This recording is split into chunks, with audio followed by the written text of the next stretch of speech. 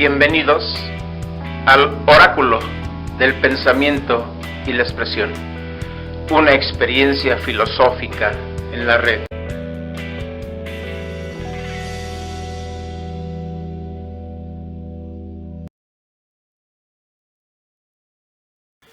La aparición del dístico tiene que ver con cambios sociales, aconteciendo al momento. Cecil Maurice Boura, en el texto de Historia de la Literatura Griega, comenta este hecho de suma importancia, y en el que se puede apreciar que la poesía, como cualquier otro tipo de manifestación espiritual, es resultado de las transformaciones sociales y de la vida material de las sociedades.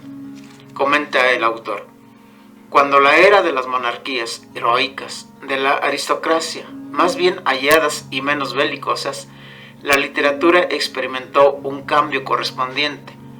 Las emociones y experiencias militares sustituyen a las viejas historias. La poesía viene a ser obra de aficionados, a la vez que de profesionales. Se vuelve más íntima e inmediata.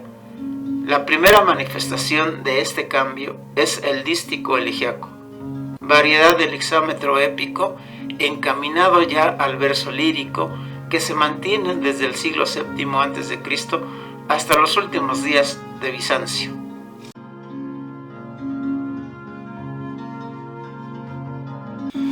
¿Qué esencia adquiere la vida en la ciudad que provoca que afloren los más grandes sentimientos hacia lo inmediatamente humano, tanto para bien como para mal? ¿Acaso es el palpitar de la ciudad la que origina la necesidad de que alguien grite y denuncie lo que ahí sucede día a día, en sus palacios, salones, edificios, calles, vecindades y veloces ejes viales, como lo expresaba el Rodrigo, y lo hace aún el Mastuerzo?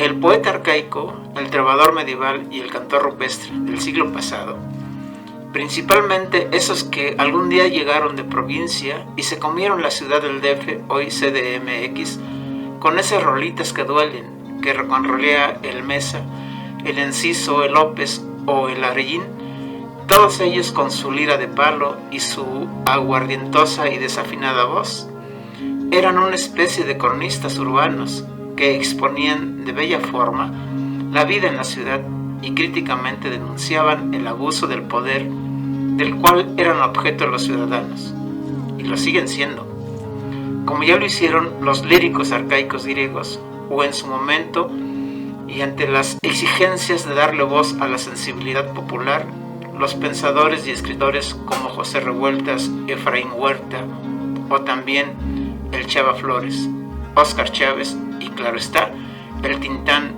y su carnal Marcelo.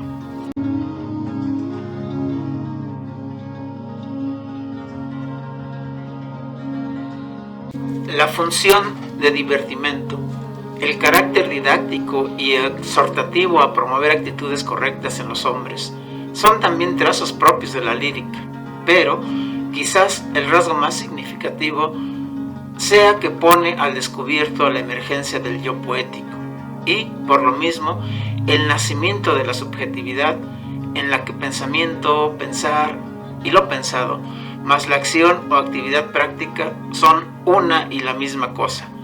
No hay escisión entre el pensar, el decir y el hacer. Pensar, decir y hacer son lo mismo en el núcleo de la poesía lírica. El canto, como primigenia forma de comunicación, también significa la primera percepción de un modo personal de sentir, pensar y decir, acto en el cual el yo no puede salirse de la escena en la que se ve envuelto y en la que se precisa la toma de decisiones de carácter urgente. No hay instancia alguna para la distancia o separación de la actividad y el sentido de hacia dónde ir. Simplemente se va, simplemente se está, simplemente se vive. El campo del corazón, del pensamiento y del lenguaje son el performance en el que la sensibilidad lírica se mueve.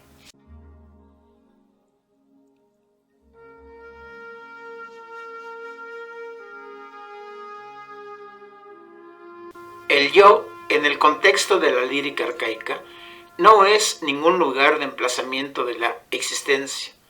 No es un yo trascendental que se mantiene como condición de posibilidad tras de cualquier fenómeno natural o acto de pensamiento o acción humana.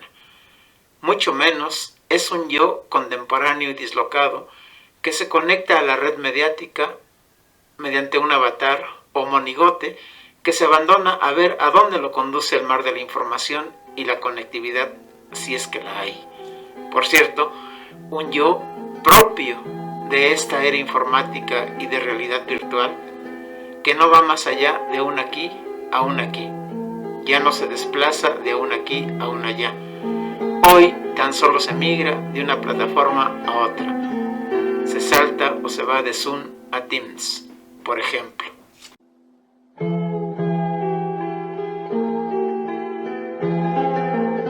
La primera idea del yo, como apunta Eduardo Nicol, no procede del orden del concepto, sino de la tutela de la metáfora. Es decir, el primer yo, en todo caso, en toda la dimensión de la palabra, es de naturaleza poética. El yo lírico acontece en la acción simultánea, en la que se piensa, se habla y se actúa, ya sea por la inventiva, la astucia, el recuerdo, la improvisación, el deseo, el entusiasmo, la pasión y hasta la suerte o por azar, pero del propio personaje o del propio yo, que al mismo tiempo que vivencia su experiencia, la interpreta, pero también la expone, es decir, la comunica.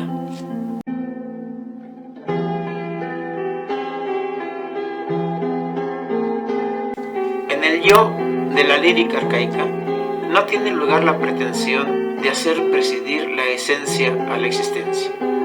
El pensar no interviene o suspende lo pensado, no hace ninguna epoge. Las apariciones del yo lírico deben de circunscribirse en el contexto de los objetivos de la performance poética. A decir de Bernardo Berruecos, si Arquiloco y Almán dicen yo, este yo no necesariamente es la puerta de entrada a la mente o al gates del poeta. De hecho, comenta Berruecos, en el caso de la poesía coral de Ackman, las declaraciones en primera persona del singular deben de identificarse con la voz colectiva del coro, que además es femenina. La primera persona es escurridiza y vaga, y que puede tratarse del yo, del personaje y de la ficción del poeta, del yo del autor, de la performance o del yo colectivo en el que se debe identificar la audiencia.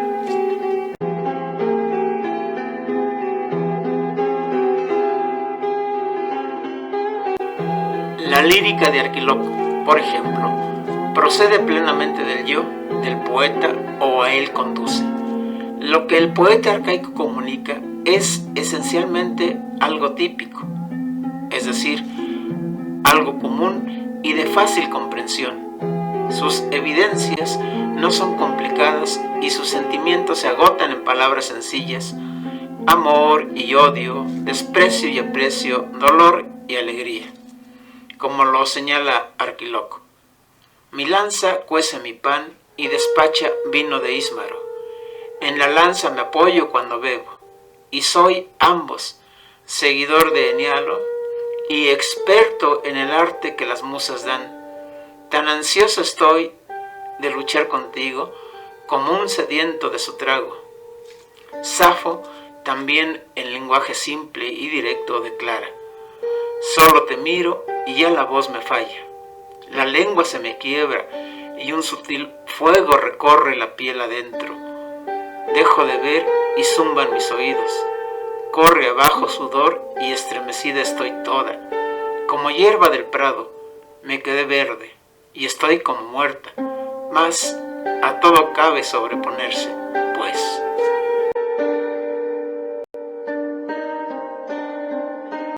A propósito, la mujer más famosa de Grecia no fue Helena, ni la más bella, ni será Aspasia, sino que se llamó Safo, Safo de Lesbos. Safo y Sócrates, los dos seres más hermosos que hemos conocido. Así lo sentenciaba Pablo de Ballester en sus conferencias sobre el fantástico mundo griego. Es cierto, es un hecho que Safo y Sócrates contradicen los cánones de la belleza del ideal griego, lo cual no importa para ser grandes exponentes del pensamiento y de la palabra. La condición física, ni social, ni de género se interponen o niegan las posibilidades que tienen las personas para manifestarse en todo su fondo de creatividad. Lamentablemente, todavía en algunas partes y en muchas, y fuera y dentro de la red, hay quienes se conducen como auténticos tiranos y fascistas, expositores y defensores del pensamiento único. Lo que los poetas líricos quieren exponer, tanto como los líricos medievales y los cantores rupestres, no es otro asunto que la compleja realidad humana, del modo más elemental, como una verdad primordial, por supuesto, nada fácil. Asimismo, denunciar las equivocaciones que una decisión puede acarrear y también denunciar el abuso del poder. En carne propia, padecieron los sinsabores de la opresión, la persecución y la exclusión por parte de la tiranía. Alceo, por ejemplo, se alza contra la imprudencia y ceguera de los ciudadanos, echándoles en cara que al mal nacido Pitaco han puesto unánimemente como tirano de esta ciudad sin agallas, oprimida por funesto demonio. Pitaco, se cuenta, había llevado a cabo algunas empresas victoriosas en la guerra de Seguí y parte del pueblo lo había apoyado y había acabado siendo gobernador de Mitilene, de Lesbos. Pitaco, hombre importante y uno también de los 7 sabios de Grecia, que no resiste la crítica por parte de Safo y de Alceo, por lo que decide desterrarlos de ahí, fuera, lejos de Lesbos.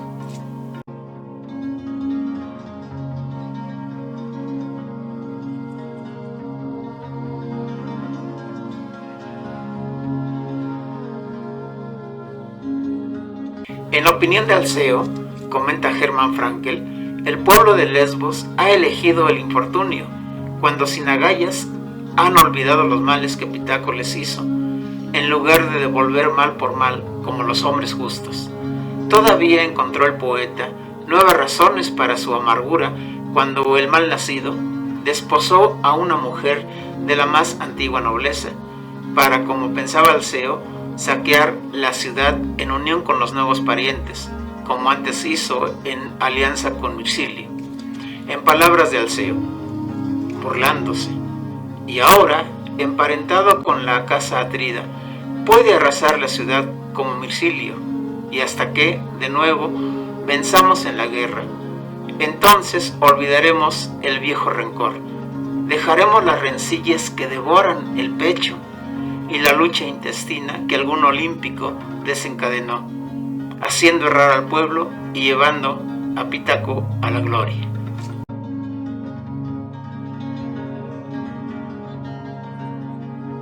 Frente a la narración de la épica, la nueva concepción del día aparece ya en las partes más modernas de la epopeya y, como es de esperar, en la interpretación moderna, en un discurso de la Odisea.